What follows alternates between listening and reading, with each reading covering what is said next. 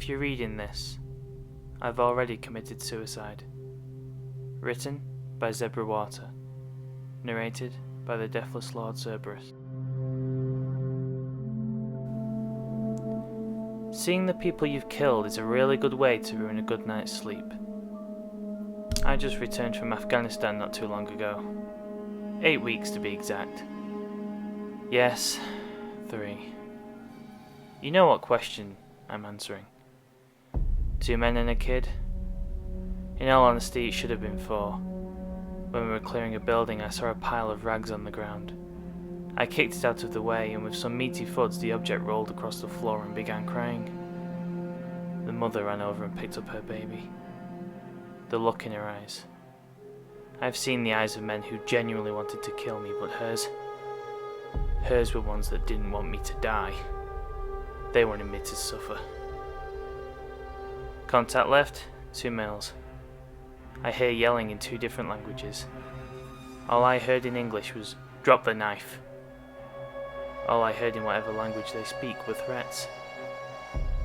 The knife was still in hand. Inhale, 2 in the chest, 1 in the head. Exhale. Inhale, 2 in the chest, 1 in the head. Exhale. We detain the mother. I walk over to examine the bodies. The man with the knife only had 1 in the chest. Where is the other round? I look behind him. I see a kid.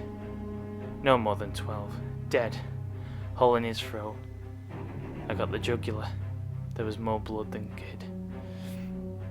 In the kid's hand was a sandy .38 caliber revolver.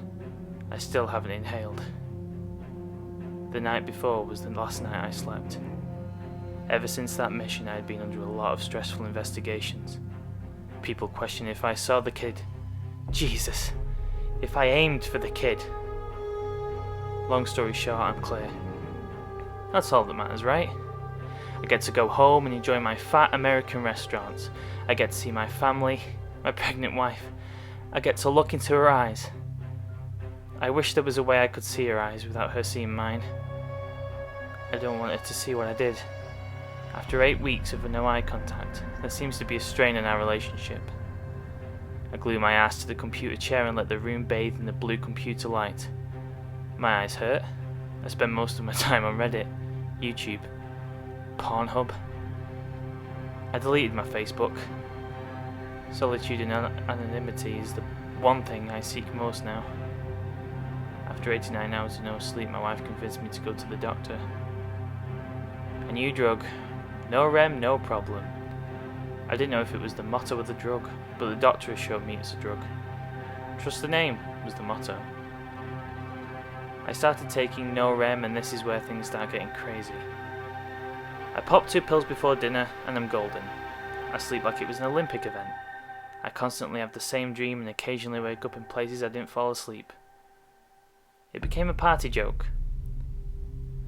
Sometimes I wake up and my husband will be asleep in the bathtub, and sometimes he'll just be lounging around in the garden next to the tool shed. Everyone laughs. But if I told him the dream that preludes it, no one would laugh. No one laughs at the slaughter of a 12-year-old boy. The only problem with this no REM is I can't wake up. I have to watch this dream. When it becomes too much, I wake up outside of my bed. Eventually, 2 pills stopped working. I had to upgrade to 3, then 4. Then I started having the daydreams. I don't mean I stared off into space or anything like that. I mean, I was seeing shit. Sometimes I would hear the baby I kicked in the distance. Sometimes I would see the eyes of the mother when it got real dark. The one place I could never look, though, was the mirror. I would see a much happier version of myself, grinning ear to ear. At first I thought it was actually me. I thought I was actually happy, but then me, pulls out a box cutter and slash at the arms. When I looked down, there would be nothing. Other times I would brand myself. Sometimes I would cut a little bit of skin off and flush it down the toilet. My other self always told me to wear long sleeves. Then he didn't want anyone to see his scars. I listened to him. For weeks I tried to stay out of Amira's gaze until I saw my wife crying. She was looking at the mirror and she said, "He keeps cutting himself." I asked her who, but she didn't hear me. I screamed it, still. She just kept staring into the face of the mirror. I looked in with her. Maybe she saw what I saw. It was the same doppelganger, but this time he was not smiling.